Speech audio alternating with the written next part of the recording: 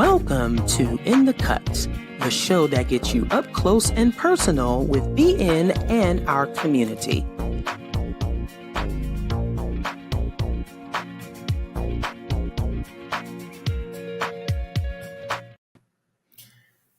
Good afternoon, evening, or morning. Welcome to In the Cut, the show that gets you up close and personal with Black non-believers in our community. My name is Edith Gray, and I am your host for the show today. If you are new to the channel, In the Cut is a production of Black Non-Believers. We're a 501c3 organization headquartered in the Atlanta area. We connect with other Blacks and allies who are living free of religion and might otherwise be shunned by family and friends by providing a caring, friendly, and informative community. Instead of accepting dogma, we determine truth and morality through reason and evidence. The mission of Black non-believers is to provide secular fellowship. We want to nurture and support non-believers in coming out. We encourage pride in non-religious identities. We educate the public on the history and current state of non-belief in the Black community. We organize events and charitable causes as well. BN welcomes all, regardless of age, gender identity, sexual identity, national origin, or racial identity. However, our content and our work is to uplift the voices and prioritize Black non-religious voices. So that's what we're about. And again, I said, if you're new to the channel, thank you very much for joining us, and glad to have you here. Now, at this time, I would like to welcome the founder and president of Black Non-Believers, Mandisa Thomas, to the show. Hello. Hey, Edith. It is Hi. so good to have you officially back It's as nice the to be back. host. We nice always, we sent you our love and well wishes. We know that things were rough with the family for a while, and so it is so. And then the last month we tried a new platform, and that just did not work out for us. What are you gonna do? The tech gods, as you will, we're not working in our favor. So we are back on the platform where we know that things are going to be better streamlined, and we're able to connect with our audience a whole lot better. So this is the official welcome back, and we took off the first Saturday. That was my birthday weekend, and I appreciate you and Juanita, another BN member, helping me celebrate on my actual birthday, which was September 4th. It was right after Dragon Con. Shout out to everyone who we saw at Dragon Con Labor Day weekend, and also shout out to you, Kelly, Alvin, and everyone who helped us table at the event. It's always a time. Dragon Con is always a time. So we always have a blast. And so we're also looking forward to next year, because my birthday will fall during Dragon Con next year. So we'll all be working and planning something big for that. So absolutely. But of course, even through the festivities and the celebrations, right now we are just seeing not necessarily something that is unprecedented for Black communities, but we are seeing a lot during this current administration that is very, very disturbing. It is very, very upsetting. And on this show, we've talked before about Christian nationalism and how these folks are becoming more emboldened, especially this year. We saw it during the 2016 administration, but now we're seeing it during the 2025 administration. And it's more than rhetoric this time. People are losing their jobs. People are losing resources.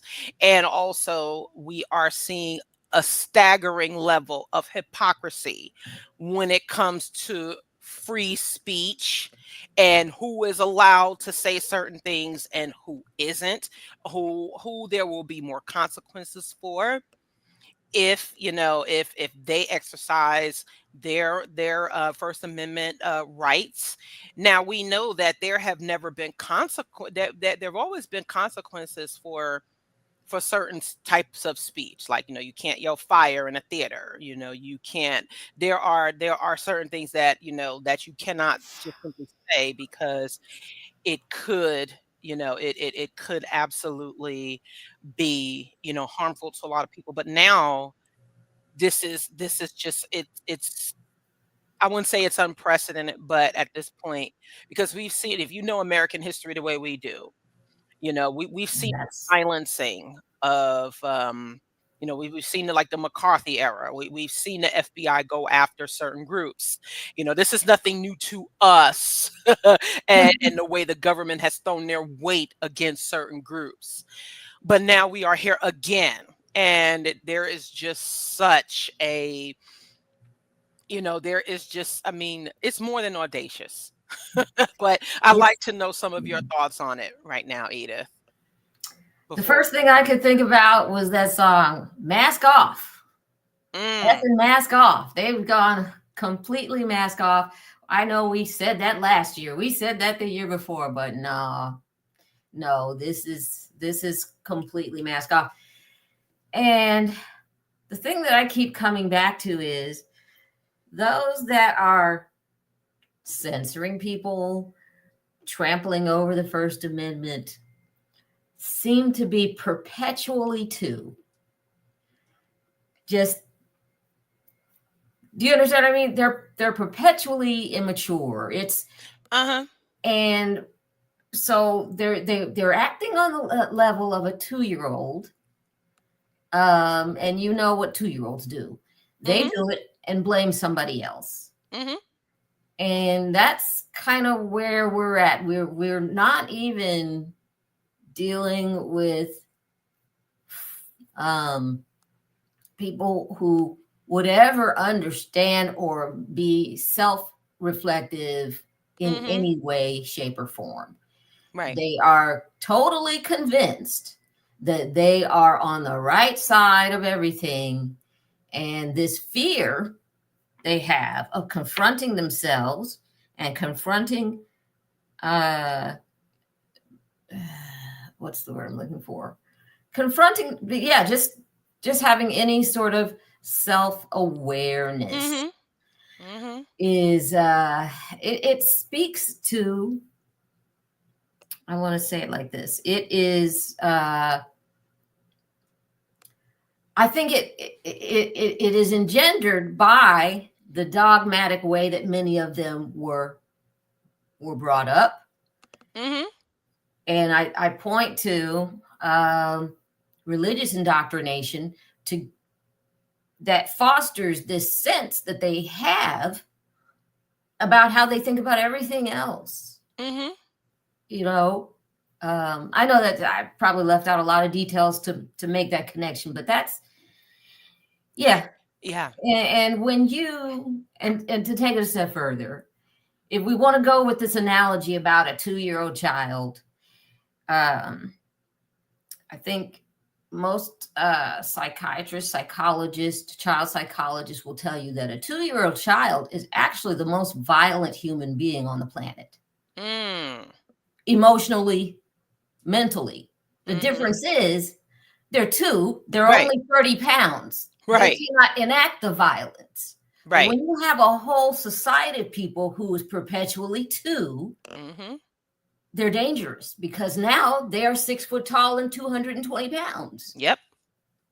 And they also have money and resources behind them, and people who will not check them to say that this is wrong. So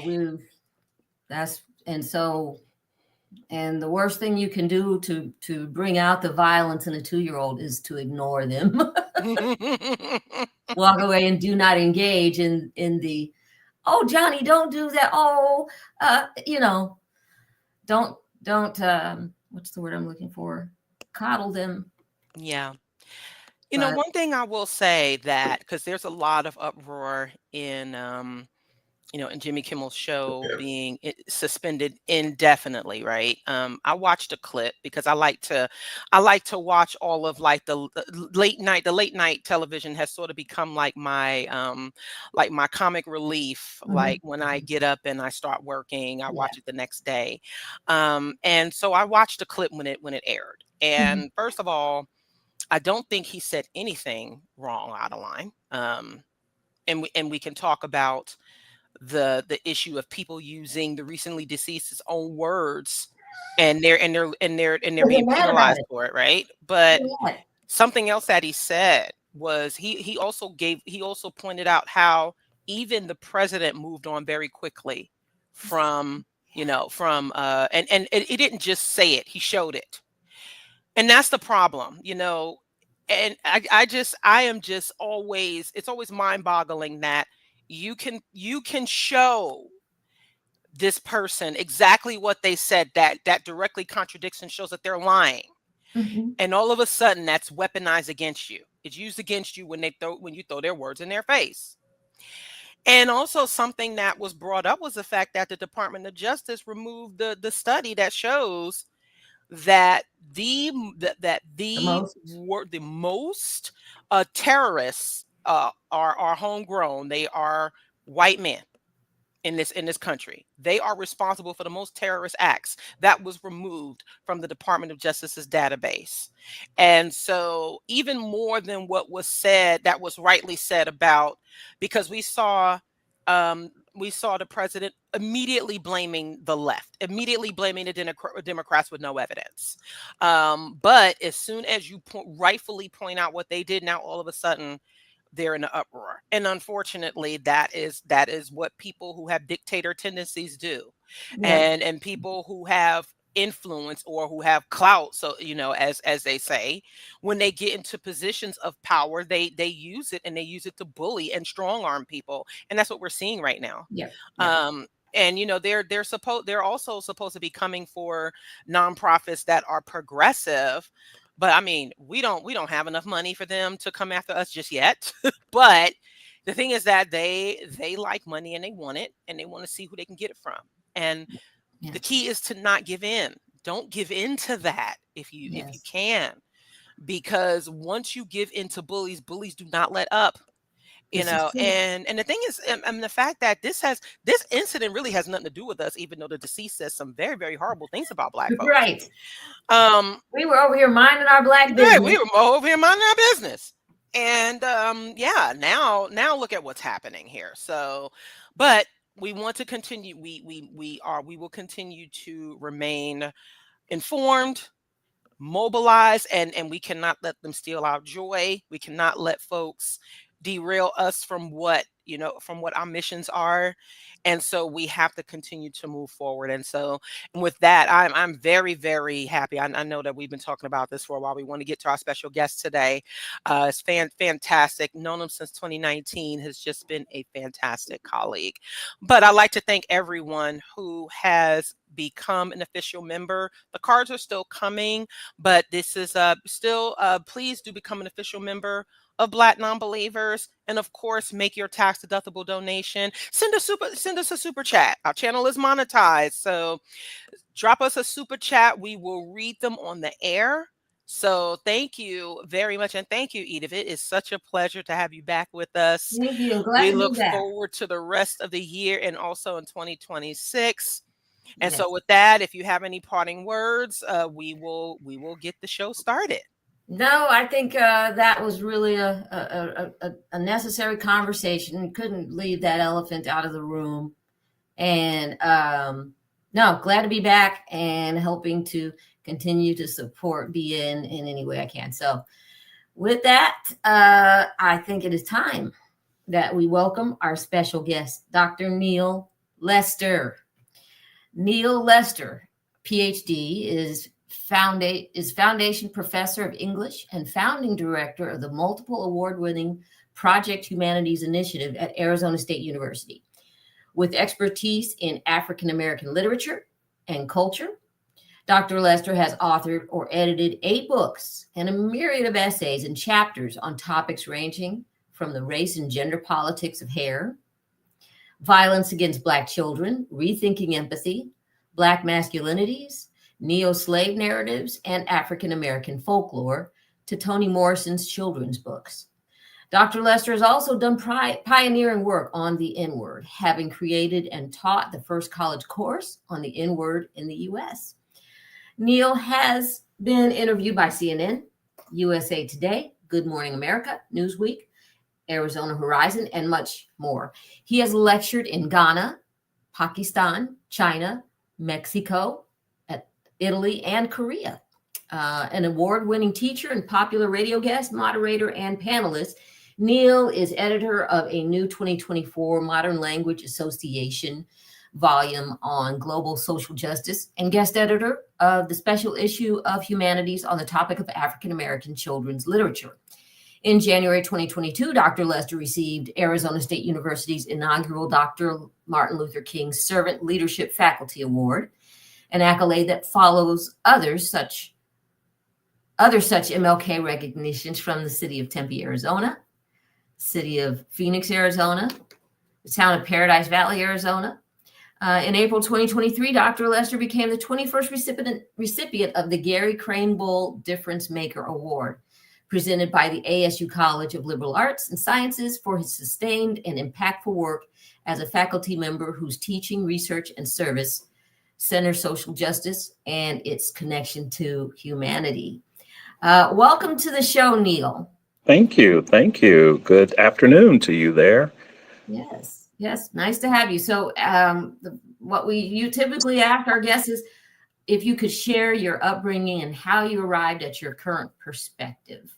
Okay. How much time do we have for that now? Okay. I'll give an abridged version. Thank you again for inviting me to be part of this conversation. I was born in a small little place in Georgia, close to Athens, Georgia, an only child, and spent most of my childhood in that segregated rural, which people call the country, there in Georgia. Did my undergraduate degree in English at another small liberal arts college not far from Atlanta in Carrollton, Georgia.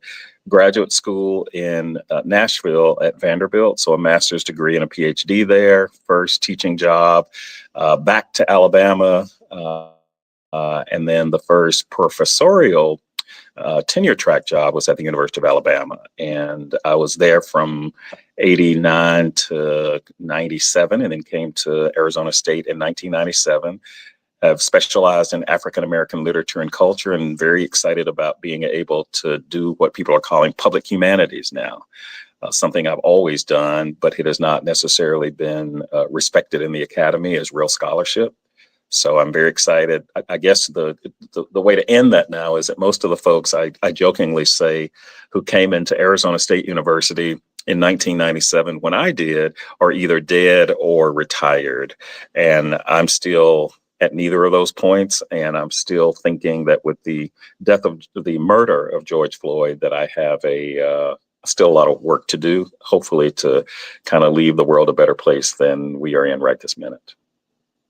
Excellent. Yes. And I think it is interesting to point out that, the part about public humanities and how it, like you say, it should be part of the curriculum, I guess is what I was understanding, but glad you've been doing that work for all this time. Well, I think I've been an administrator also, but I'm here actually in the space where we did an outreach to unsheltered, unhoused folks. That has been some of the most grounding work that I've done as an academic. And I say that about the public humanities because too often education is not an equalizer. Education separates us. And I think there's a way in which, depending on what discipline we are in, we want to keep that sort of in a segregated, siloed space so that we are only talking to the other few academics in the room or the literary scholars. And I've never been about that. I've always been about looking at myself as part of multiple communities and trying to have conversation with folks in those communities rather than talking down or lecturing to. And so this work that we're doing every first and third Saturday here in Tempe, Arizona, is to support those who are unhoused by setting up a free marketplace where they get shoes, clothes, and toiletries. And to me, it's a way of extending humanity to folks who are so very denied that, especially now with this administration. Yes, we did see where there was someone stating that the unhoused should be exterminated. Yes, they walk that back, but once you say it, it's sort of like breaking an egg. Once the egg is broken, you can't unbreak it. And we know that had to come out of some place for you to, if you could think that and say it, then on some level you could actually implement that. Yeah. So, but this does restore my faith in humanity because it's a multi-communal, multi-professional, intergenerational volunteer opportunity that technically we've done for 12 of the 14 years that Project Humanities has been birthed into existence. And it's nice to see that, it's what we call joyful justice. We are not here to try to save anybody. We are not here to get people a job, to teach them how to do a resume. What we're trying to do is to say, good morning. What are you looking for? How can I help you this morning? And to make a human connection that is so much needed now on so many levels with the attacks on people who are different. I mean, this technically falls under DEI in some spaces. So I've had to justify how this benefits the university. So what's happening now affects all of us. And as soon as we can recognize even those who think they're benefiting from this new regime now, it is really a complicated moment. And this work renews my faith when people come out, not because they have to, but because we want to. Yeah, I agree. And we are hearing too much of the bad things that people are doing. And so it's really great that, and I love the fact that it is unconditional. You're not putting conditions on helping these people. No. Well, and connection. And part of that has come from the fact that we've learned that, and this is also the hallmark of Project Humanities, which is the university initiative that brings people together to talk, listen, and connect. And it's to define humanities by doing it. I think we can get wrapped, those who are people who study humanities can get wrapped up in the discipline and trapped in words. And the easiest way to define that is talking, listening, connecting. And that can happen in many, many ways. The possibility is if we will extend ourselves, there may be a response and there's a possibility for connection. But that's also risk-taking. Any form of humanity is risk-taking because it may not be received, reciprocated, or it may be denied altogether. And that's the risk we take in trying to be decent human beings. And this work has reminded me of that daily, and it's become some of the most impactful work that we've done over the past 14 years because it's tangible. It's great to talk about ideas, but when you can witness bringing some joy just by acknowledging somebody's human dignity, somebody's humanity, that is, there's no way to put a number on that. It's just joyful justice is what we call it. Not, the joyful justice. We wish that we weren't here having to do this. We wish that there was a space where people acknowledged that nobody wants to sleep on the street. Nobody wants to be without basic hygiene. We wish there were, but until we get to that place, we'll do what we can as a kind of measure.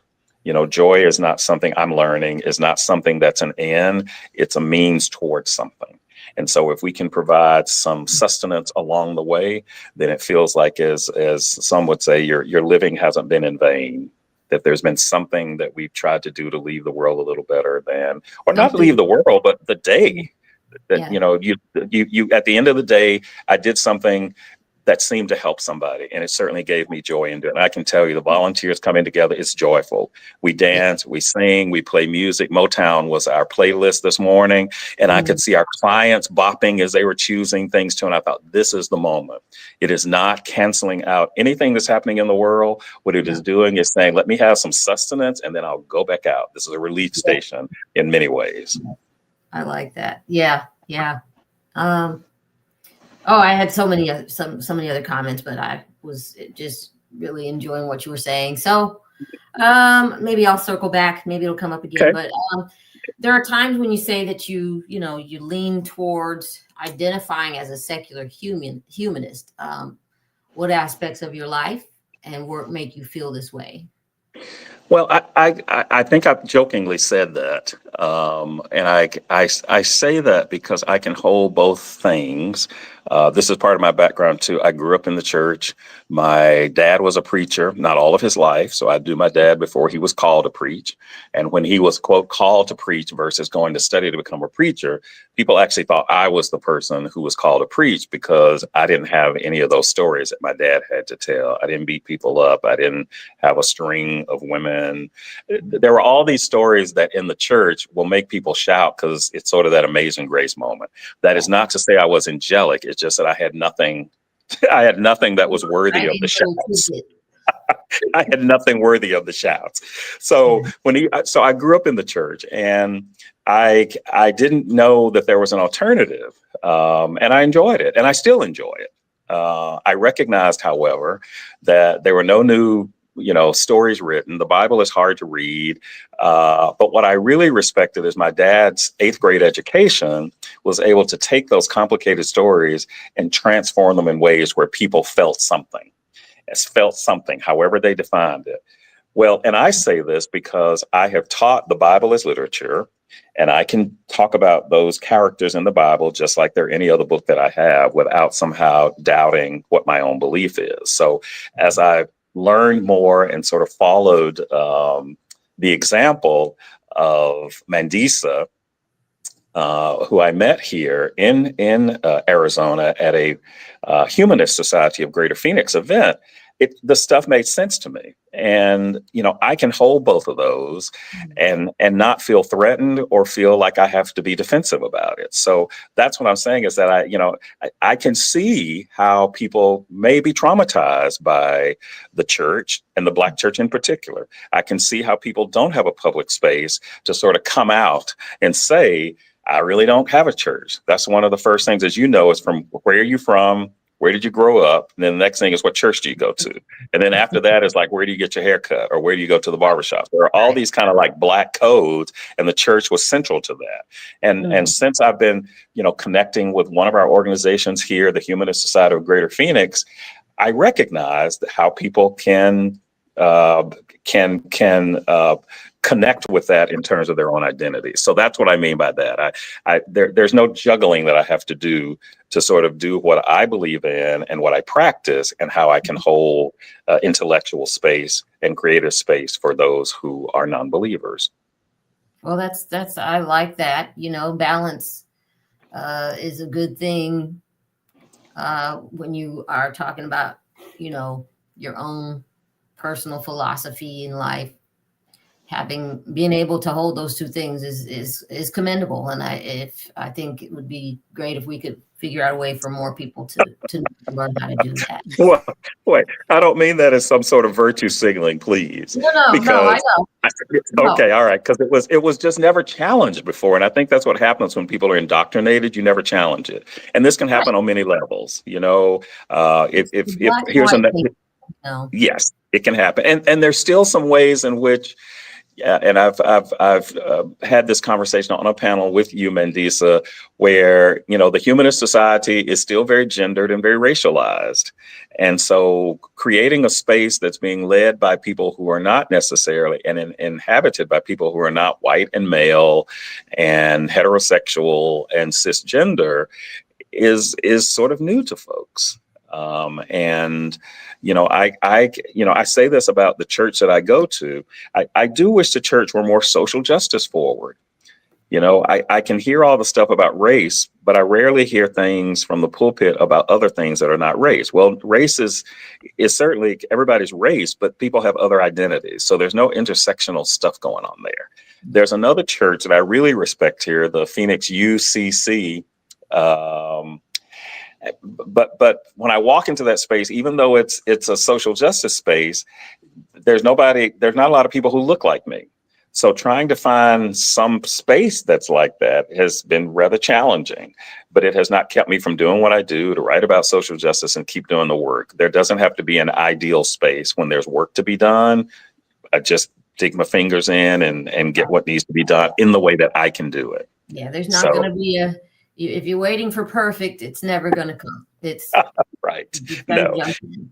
Yeah. And again, I've stopped doing this. And so much came to me after George Floyd's murder. There was sort of an urgency once I sort of picked myself up and recognized that all the work that I had done was not in vain, that there are people who continue to be impacted, I hope, positively by the teachings, the presentations, the writings.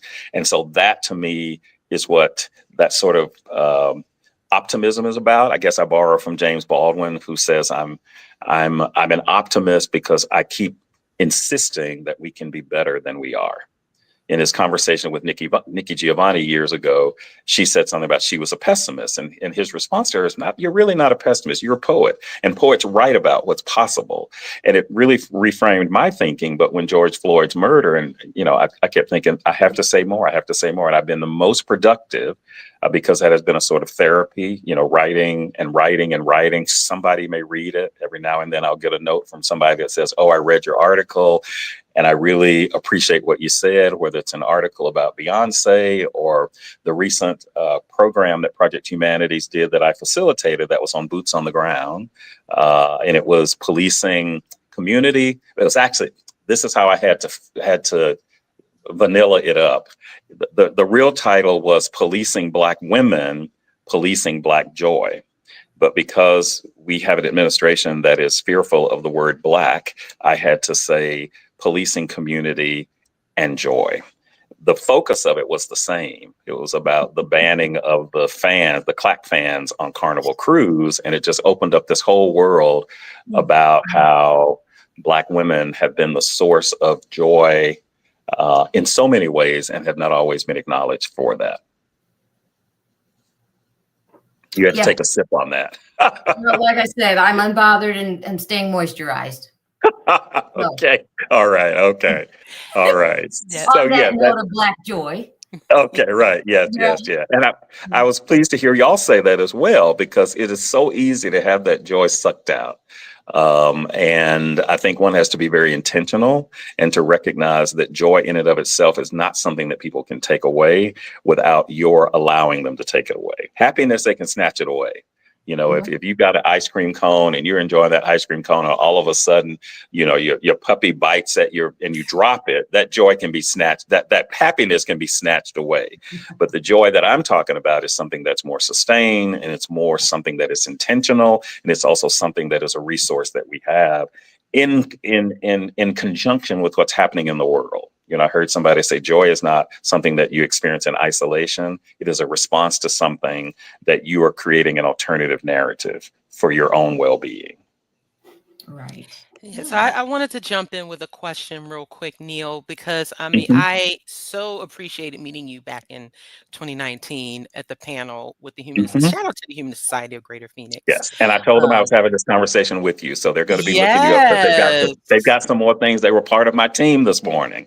Awesome. Yeah. Yes. I really, really appreciate the folks out there. And, in that time, you've had us at, you've had me speak with Project Humanities previously. There is an event coming up that that we will be sharing at the end of the show. So you and I talked before about, because we talked about the Godless Gospel Project, which you said you actually liked. And so have shown, and it also sent other people there who are surprised when you even, it feels like it's oxymoronic, and it's really not.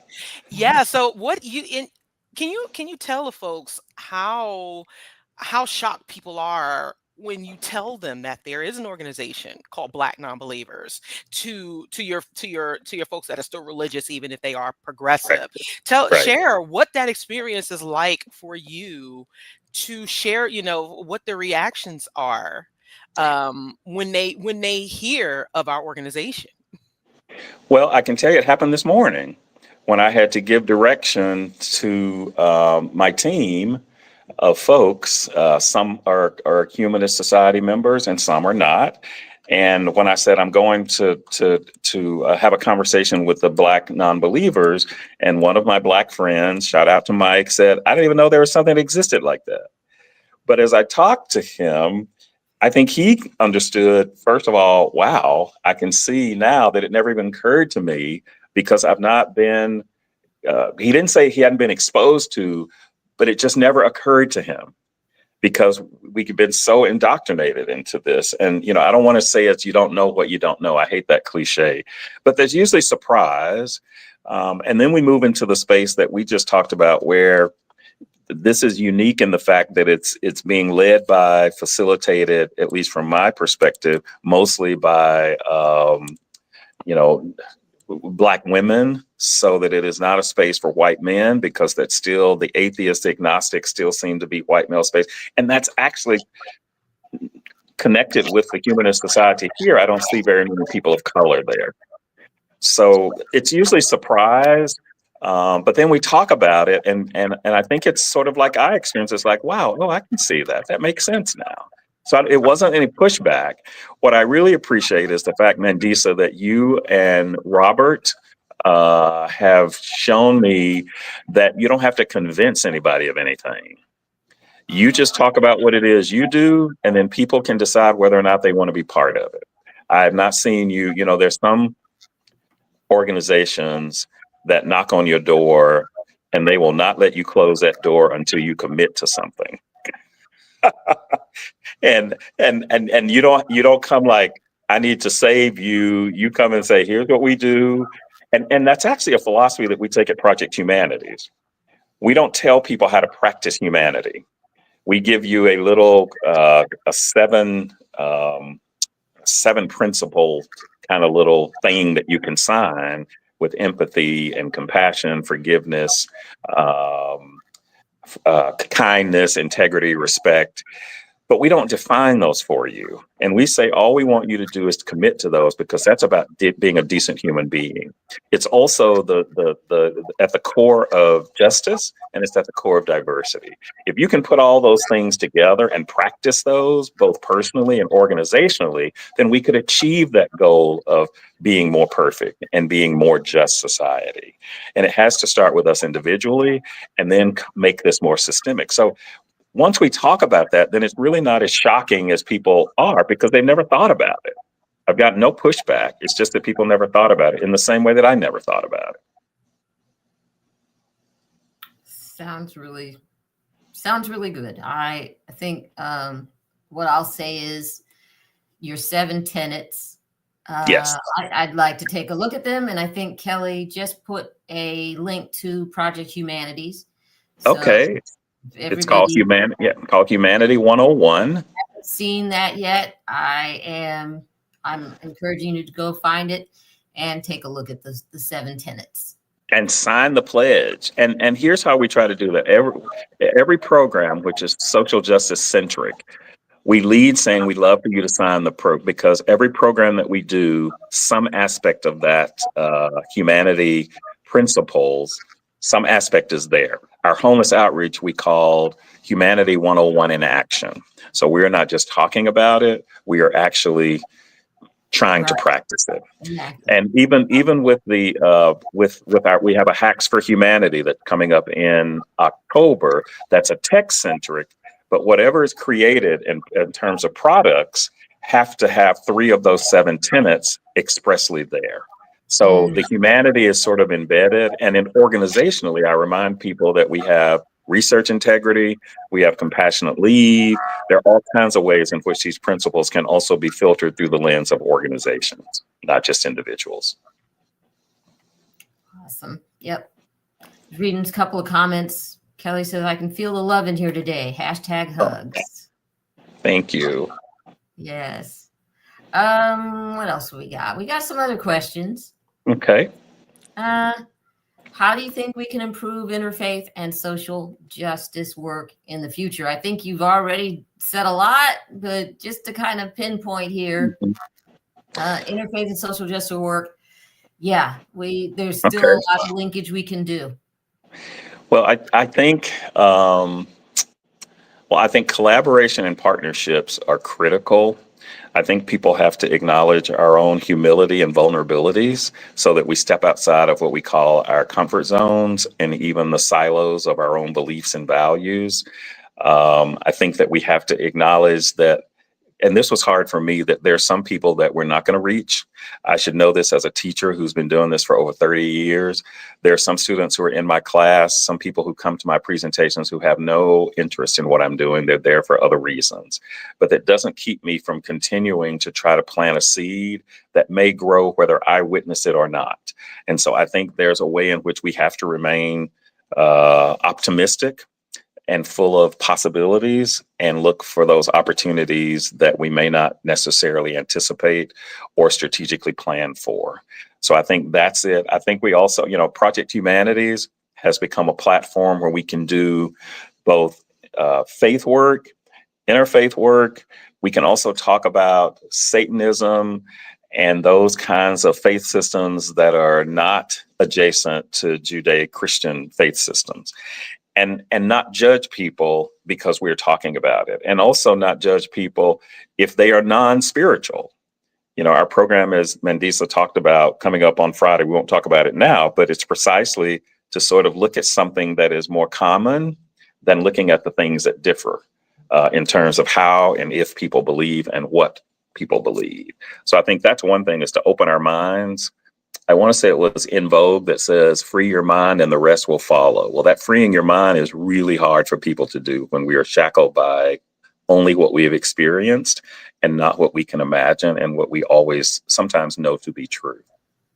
Yeah, I think what you're saying about you're not going to reach everyone because they're not ready to come out of the cave. They're going to be, scratching and clawing, but because we're not violent, we're just going to wait for them to come out when they're ready. And like you said, you're not going to be around for that, but it's because you're not. While it does the whole planet probably a lot better than that, people are able to recognize, change their mind about things. But you're not in it for the clout. Well, I also changed my mind about things too, though. I mean, that's one of the selfish reasons that I haven't retired, because I continue to learn things. I continue to learn. I talked about being on the panel with Mandisa. I continue to learn about what menstrual equity is. I continue to learn what harm reduction is. And I sort of shift my perspective that my providing, or our, as an organization, talking about safe spaces for people with addictions doesn't mean that we're trying to encourage people in their addiction. It's to keep people alive. People who have overdosed are not trying to take their lives. And so those are things that open up, even my banning of the clacking fans. Initially, I listened to Boots on the Ground and I thought, well, it's a catchy song. But I hadn't really looked at it until Carnival Cruise banned the clacking fans in their dance clubs. And then I started connecting that with the church fans that I saw in the churches I grew up. And then those fans were by Black women. And I started thinking of the ways in which people got that sort of frenzy and how the fans became critical to that. And then it started to open up all these spaces, that Patti LaBelle and others take when they're singing, or when she's singing Somewhere Over the Rainbow and she starts to fly. So I started seeing that connected to all of these tropes about how people can transcend your immediate problems in order to hold on to something, however temporary it is, that gives you enough to go back to what you're doing with a slightly different bit of strength. And so that's not necessarily belief in a religion, but it's a belief in the possibility that what you're experiencing cannot necessarily keep you from experiencing good music or reading a book or something, in the zone. So that's what I'm saying. I'm still discovering. I'm not ready to stop doing that. And the students keep me on my toes. They keep me thinking about, stuff that's happening in the world. And it's continually a challenge for me to stay as accurate as I can and sort of open my mind before I can open somebody else's. Yeah. What is your predominant demographic of students? I'm just curious. It's not leading anywhere. I'm curious. Well, keep in mind, I'm at a PWI. And even though I teach African American literature courses, I have rarely had a class of more than a handful of Black students. And so that in and of itself is an interesting dynamic. They're mostly Black women. I can say for Project Humanities, our demographic of attendees and supporters are mostly white women between probably 30 and 60, except when we did Boots on the Ground, and that room was mostly of Black women. That was a first for me, to have a room full of Black women. Now, I do community presentations, and I'll go to Black churches, I'll go to Black, sororities and fraternities, but to have these Black women in this space just kind of underscored what I had thought when I did the research. So the demographic is mostly non-Black people, depending on whatever the topic is. When we had Nikki Giovanni here twice, Black and brown people everywhere. Yeah. We had Bell Hooks here, Black and brown women everywhere.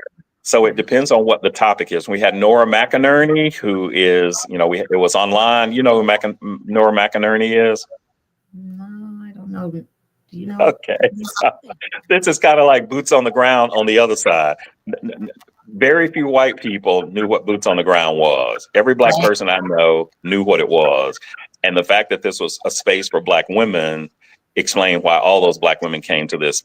Nora McInerney is a person in a space from Minnesota who talks about toxic positivity and did a podcast. And the podcast is mostly white women. So when that 700 audience, it was mostly white women.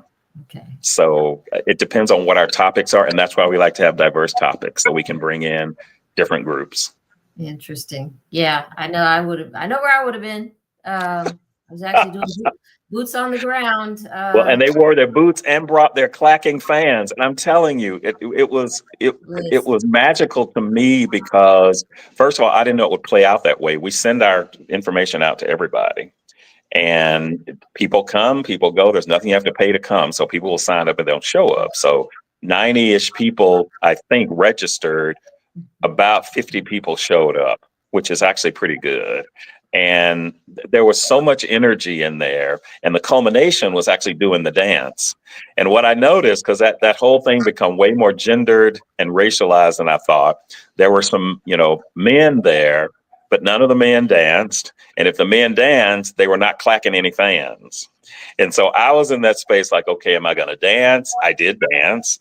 I didn't clack a fan because I don't know how to clacking. Clacking is an art. I'm not talking about just the waving fans. I'm talking about the clack fans. Now, there's a whole LGBTQ culture that has the fans, but I would even say those fans come from Black women and the tradition of Black women and flight and all of that. So that's what I mean by it depends on the program who our demographics are. Yeah. The people who spend money, however, are the white people. Okay. Interesting. Yeah, that is interesting. Yeah. Well, and you may know something about that too. Mm-hmm. So, but yeah, thanks for answering that question. Mandisa, did you have any comments about demographics, fans? No, it's just an ongoing thing. I do want to ask Sharon. Shout out to Sharon who supported through Cashapp. You can still Cash App us if you'd like to donate. So she had a question for Neal. How does Humanities 101 work with the Universal Declaration of Human Rights? If you'd like to answer that question. Well, you'll have to clarify the Human Declaration of Human Rights, though, because that's not at the Declaration. Yes. Human Rights. Give me what the Okay, we'll need to. Is it principle guided, Sharon? Because we weren't necessarily influenced by any other forms except when we put a program together, we just the urgency of trying to talk about humanities was guided by a question of, are we losing our humanity? Okay. And so that was I see it. It's a document created by within the United Nations. Okay. I'm looking at it now. Okay. It's 1948, a draft with the United Mhm. Nations. Okay. I think that was started by Eleanor Roosevelt Pinchung Chang, and Charles Malik. And they Okay. began drafting the International Bill of Human Rights. So I think it's a pretty because I know the American Humanist Association and I know Humanist International have like the 10 principles of like Right. the 10 principles of humanism, and Mhm. so I'm not necessarily sure if they base it on that, but yes, it's definitely it's with the United Nations. So Okay. that's Well, probably a question that we'll need to explore more in the near future. unless that person has something, what I wanted to do was explain how ours came to be. As I said, we were having a National Press Club, multi-communal, multi-professional conference, and we wanted to talk about humanities because I was administrator at the time. And the idea was, how do you get more people in humanities? Well, no, nobody, not that many people are concerned about how many humanities majors you have. I wanted to suggest that humanities is bigger than disciplines. And so we brought multi-professional people in, multi-communal people in. We had a great time talking about things. But then the idea came, well, what are you going to do now? You can go to these great conferences and symposia and you're excited. What are you going to do? So we came up with a pledge would be something that people could do. And then from that pledge, you could start building programming that supported those either together or individually. So it was not based on any declaration. We are not suggesting that we are the first to talk about how to be a decent human being. We're saying we're just one note in that whole song of trying to be better and do better. Awesome. So what I really appreciate about you and your work, Neal, is that really quickly, do you know, and I appreciate what you said about not being able to reach everyone. And I'm sure within the course of your teaching career and activism that you've seen people come and go. You've Mm-hmm. seen people come in who don't have the best of intentions. You also see Mm-hmm. people who come in and,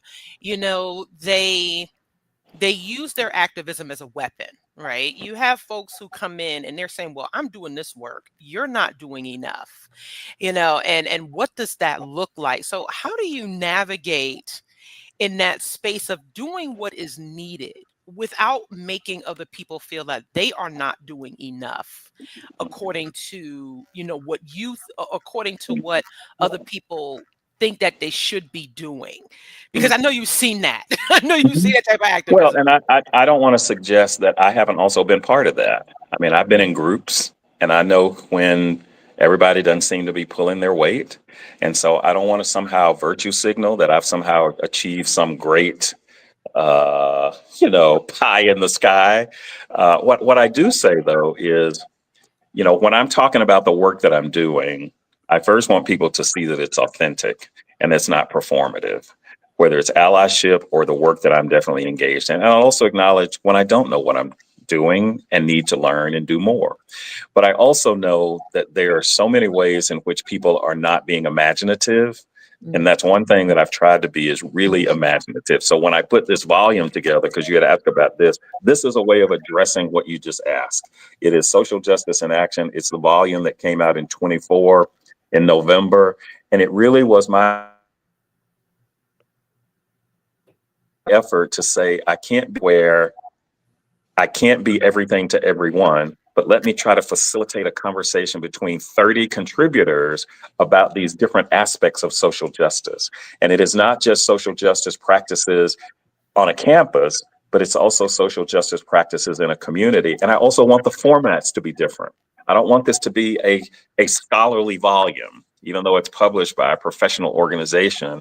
I want it to have some regular everyday people in there. And so we do have regular people talking about how they navigate social justice. And I mean everyday people who are both evolutionary biologists, but also an actor, or a rhetorician who's talking about anti-speciesism. The fact that I talk about privilege and bias all the time, but I don't always necessarily talk about those animals who are non-human and the way in which that is its own system when we have some as pets and some as things that we eat. And it's not about PETA. And if we can have violence against animals, if we can use that language that is also violent, we're talking about, like shooting fish in a barrel or killing two birds with one stone. All that stuff is about violence. And if we can say that so easily without thinking about it, then it would make sense that those people who work in slaughterhouses can then become some of the most violent people in our communities and in our families. So for me, the way to navigate that conversation is to try to do work that is not just me speaking. So there are other voices in here. There are conversations, there's interviews, there are essays, there are all kinds of subjects, and it can't be everything, but it can be, for those who want to be involved, something to hold on to. And one of the questions that I ask when people come up, and this is perhaps the way I try to show a certain kind of humility, I hope it's perceived as humility and not condescension. I'll do a talk and I will have given everything that I can give, and someone will come up right afterwards that I'm putting my stuff away, and they'll say, well, tell me what to do. And I initially I would get really intensely bothered by that. And I have family members who check me and they say, you need to watch how you're responding to that. And I said, why? Because it can be discouraging to people. And so I have to take 3 deep breaths, because it's consistent. It comes from one space typically. Not one Black or brown person has ever asked me that. It feels like it's a bit of a trap when people want me to provide them a prescription for how to do social justice, because I don't have the answer to that. I don't have the answer to racism. I don't have the answer to any of those isms. What I can say, and this is what I do say, tell me what you're already doing. So then we can try to figure out what we can do together. And that becomes its own interrogation, because the people who are asking typically aren't doing anything. And the question becomes, why haven't you done anything? Why did you have to wait until George Floyd was murdered in front of us before you decided this was worthy cause? I'm glad you're coming to the table, but please don't ask me to give you a prescription of what to do, because if it doesn't work, then you look back at me and say, see, I did it. It didn't work. And I don't know that anybody has a magic pill for the stuff that has infected us, that we are trying to live through and get out of. So we're all doing what little bit we can. Right. Yeah. And I understand your feeling of like you're backed into a corner, and now it becomes your responsibility to fix it. When that you weren't the person creating the issue. Thank you. And none of us, that's what we said about, kind of what's happening now when the HBCs were on lockdown, but HBCs were nowhere near Utah. They were nowhere. You could tell by looking at that crowd, they were not in that crowd. Right. But that's the illogic of this. And so we have to recognize there's an illogic to this. And I learned this from James Baldwin, is that and Toni Morrison, people who subscribe and practice white supremacy they certainly have the capacity, but they don't understand how much they've been affected by it. Because when you think somehow you're superior or better or smarter or any of the other things just because of the color of your skin, then you too have been indoctrinated in something that's an illusion. So even when I talk about white supremacy, it's an ideal of white supremacy. And one things that I've had to monitor, particularly in these last, months, have been to talk about constructions of whiteness and all the things that manifest under that. And religion is part of that. When Audre Lorde talks about the mythical norm, she says the people with the power are those few people who are male, cisgender, heterosexual, white, Christian, financially stable. We could even say able. That's where the power rests. And we can see that playing out right now in this country with those who are making all the decisions. We call it an oligarchy, but those people with all the stuff. But what we have to remind ourselves that is not necessarily where power rests. We can still exert power over our own little spaces right here. And we don't have to be consumed by all the stuff that we can't control, but rather the stuff that we can do. We can find allies, we can find organizations, we can connect with other people who are like-minded, and we can commit to being better and doing better. I think that's my eternal hopefulness. Absolutely. Thank you so much, Neal, for being our guest today. It was such a pleasure. It was really important that our audience gets to hear from you and the folks that are adjacent and who work with us as allies, especially of the Black folks, to know that we are, that we have helped change minds as an organization, that we have been able to help people see that there is that diversity within Black communities that has always existed, and it doesn't have to be contentious, that we Right. can work together like across aisles and across, the things that we have in common.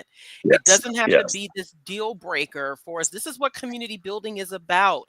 Yeah. And this is what we've always tried to do as an organization first, to help people bring that joy as they are deconstructing from those religious beliefs, but Mhm. also how Mhm. to navigate within our own communities at their own pace, and being able to have those conversations and work together with people understanding whether you're still a believer or not, that we can still get things done. Yes, you can. Trust me, there is work. And we need to come together. We need to come together in order to move these mountains that we need to move and molehills. And you have been instrumental in my education about this. And I do what any good person should do is once you hear something and you understand it and you're excited about it, then you tell somebody else. So that's what I've been doing and did it right this morning when I was talking about coming on. So I thank you all for the work that you're doing to educate and also to sustain communities wherever those communities are. Thank you. Thank Thank you you. so much, Neil. We know you've had a busy morning, so we're going to let you go. Enjoy the rest of your Right. day. All right. Thank Thank you you so much. And I so will make sure that I much. share this as well because I want people, and I'll be seeing Absolutely. you soon on the Yes. spirituality program. So that's what I'm Yes. saying. I'm always trying to lift, trying to Yes. lift. All Appreciate right. it. Appreciate Thank Thank you it. you. so much, All right. Neil. Y'all have a good Bye. rest of your afternoon. All right. Bye You All bye. right, you too. too. And so, just real quick, I want to make sure we had the title of his book and that we know how to find copies of it. Yes, That absolutely. looks like a very, very essential read to me. Yes, Um, social justice in action. Social Justice in Action by Neal Yes. Lester. Yes, All right. absolutely. I love, yes. Thank you. And this is the thing that, this is a part of, like I was saying, the mission that we do at Black Nonbelievers. For some people who don't know what the cause is or the work that we do, we uplift the black non-religious voices, particularly those who identify as atheist, humanist, and agnostic in the public sphere.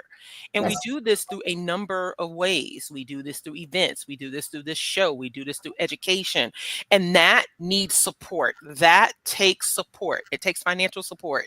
It takes those people becoming members, just giving donations in order for us to continue to do this. Because again, it is up to us to continue to move this work forward, It because definitely if is. if someone like Dr. Neal Lester can learn from the work that we do, then so can anyone. There you go. I wholeheartedly agree with that. And yeah, Yeah, but it's time. collaborating with people Mhm. of different beliefs can actually work. It can. It can. So we're not here saying necessarily leave your comfort zone immediately, but think about it. Yeah, And we're here to support you while you yeah. do that. Because that's what we do. We Um, challenge folks to go beyond their comfort zone, and we should never be afraid to do that for ourselves either. So, yeah, we hold ourselves to that same standard, which is why you definitely do not. I don't shy away from being in different spaces and representing our perspective, because I think it's very, very important for us to continue to do that. But it takes courage. It takes encouragement, and that's what we're here to do. Absolutely. So yeah, so please visit the website for Project Humanities and sign up for their events and upcoming projects. I think we've already had the link in the Yes. comments. So great. Do you want to move on to upcoming events? Yeah, we got a few Yeah. upcoming events. Oh Yeah. man, yeah, it's great. I'm back, and now I get to talk about all the things that have been happening, that are going to happen, and yeah, I'm just reflecting on that whole time span when I was out. But yeah, glad to be back. And so tomorrow, in Detroit, Michigan, you got brunch and fun at Toast. That's going to be at 12 p.m. Eastern in collaboration with Michigan Atheists. There's a link at meetup.com, Black Nonbelievers of Metro Detroit. If you all want to join in the fun, it sounds great. So hopefully y'all can partake in that. Then Thursday, September 25th, Project Humanities presents Sacred as Survival, an interfaith discussion. Mandisa is our panelist, one of the panelists. It's an online event. It's going to be free to attend, but register in advance at tinyurl.com, spirituality-healing. And then on September 28th, in Atlanta, Georgia, bowling in ATL, Midtown Bowl, 5 p.m. Eastern. Bowling and shoes are approximately $12 a person. You can join this event by going to meetup.com, BlackNonbelievers/events. Yeah, it's been a minute since I bowled. It's always fun. Bowling is so much fun. It's just great. And then, they have the bar there for people who like to kind of drink a little bit. And my bowling would really be bad. I mean, you don't have to know how to bowl, but, just come. It's just so much fun. Speaking of, I, last year when we did bowling, like in January, we had a young lady that joined us, for the first time. I wish I had seen her since, but we asked, I think one of our other members, Wendell, had asked how she found us. And she said that she wasn't even looking for like Black non-believers. She was looking for bowling, or what came up was bowling. Yes. And then she saw Black non-believers and she was like, okay, this seems interesting. And so she joined us and had a good time. And so people don't realize, like, even through the social events that we do, which does lead to service projects, at least, and we will be announcing the Hurston Scholarship winner soon. For those of you, remember, we do co-sponsor a student scholarship.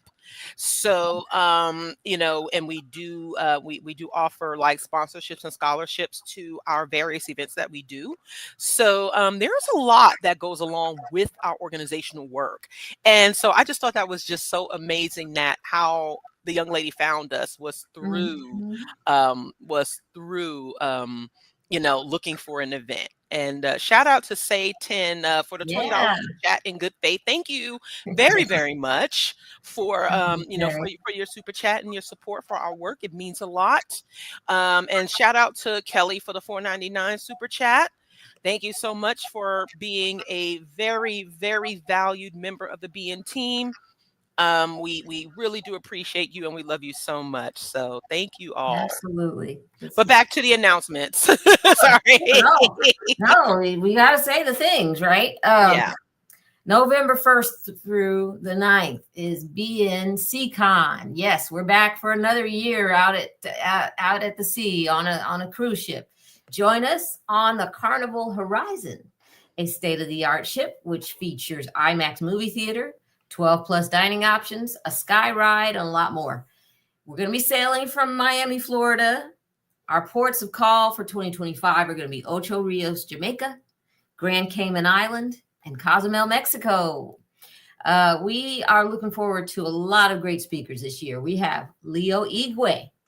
We have Candace Gorham, Jeremiah Camara, Mandisa Thomas, Deana Williams, and there will be more speakers announced later. So we've got our prices right around $750 per person. That's with a double occupancy. You're going to get also, access if you want to specialty cabins. You can even do single cabins. We will have a cabin mate assistance option also available.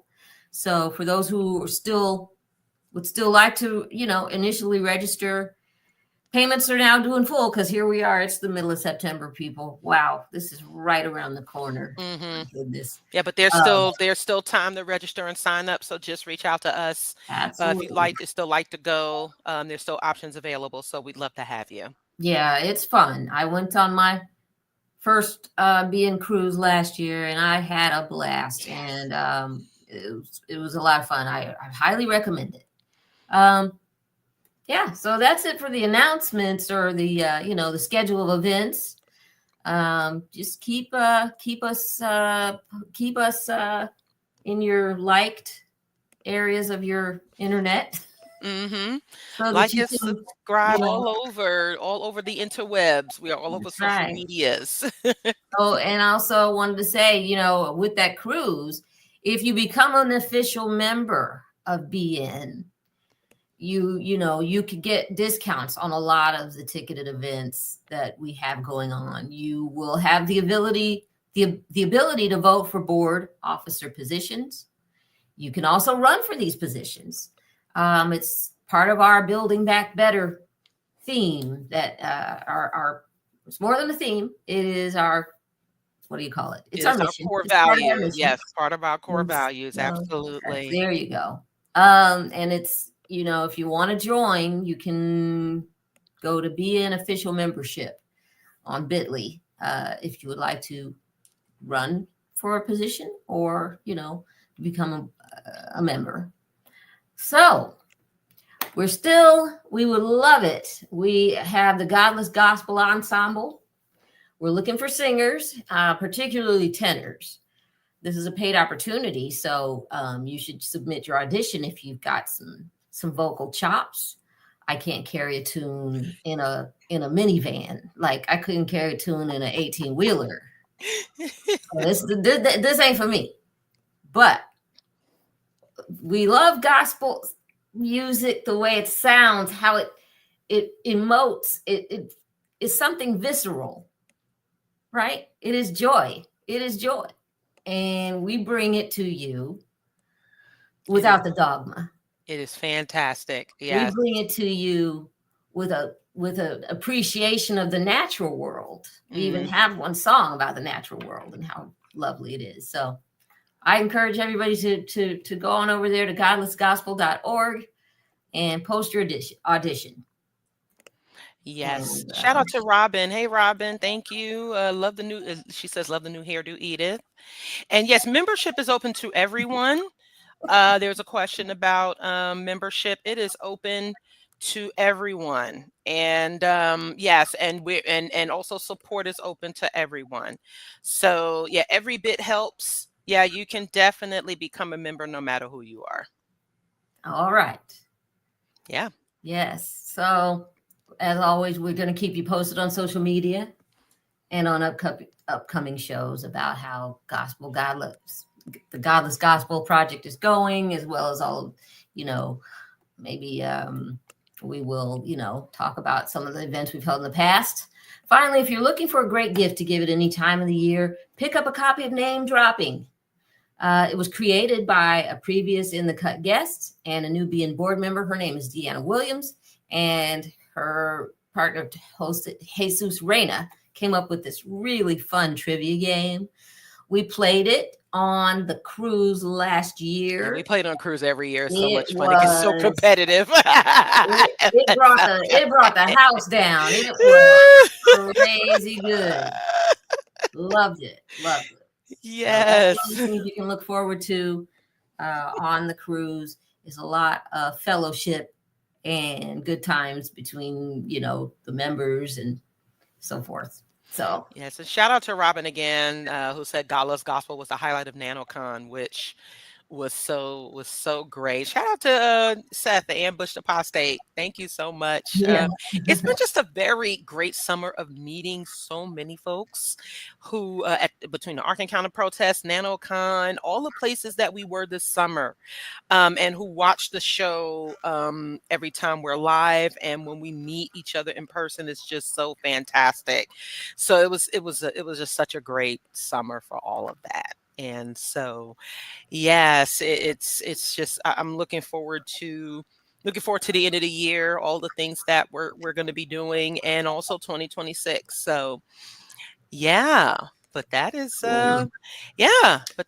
let's wrap up now, because I know that we've gone a little longer, because I know I feel like we're making up for lost time. Right. We will be back at our regularly appointed time next week, and we can pick up there. But so to close the show out, we're gonna wrap up this episode, but I hope you enjoy the show and that you will join us again. As a reminder, we're gonna air the first and third Saturday of each month. So please don't forget to like this video. I saw some conversation about that, and yes, you should have liked it by now. Yes. Follow us on Facebook at Black Nonbelievers, Instagram at BNonbelievers Inc., and X, formerly Twitter, at non-believers, the B and the inner capitalized there. You can subscribe to us on YouTube at Black Non-Believers Inc. Our channel is now monetized, and I'm glad to see people taking advantage of that, and we appreciate every dollar. Thank you. So we thank you for tuning in and supporting us. You can find your local Be an Affiliate on Meetup or join all of them. Support is support, right? Remember, we're looking for new organizers, so be sure to fill out the form that is in the show description. That's at bit.ly volunteer with BN. You can learn more. You can make a tax-deductible donation because we are a 501c3 organization. So you'd go to blacknonbelievers.org/donate. It's getting to be that time of year. I know it's September, but September is really not that far from January. So if you want to represent BN even more, you can get our swag shirts, our hoodies, mugs. You can get this awesome t-shirt. Yes, that is an original Edith. That is an original Free to Be Me quote. Lilith no God no king quote. I love it. Yeah, you can get this shirt, and it got a fair amount of attention at Dragon Con, which we just wrapped up this year recently, a few weeks ago. And yeah, so you can own this shirt. You too could be the proud owner of the Jesus Got Thrown Under the Bus because God Wanted Clout t-shirt and other things. Like we have shot glasses. And yeah, just go to the online store and check out the merch. You will not be disappointed. And you can do that at blacknonbelievers.org/store-2. So that's all I've got. I am so happy to be back, Mandisa, and I'm just really thrilled about all of the good things that are coming down the pike for us and continuing to further our message. So take care. We will see you all next time. Bye-bye, everyone.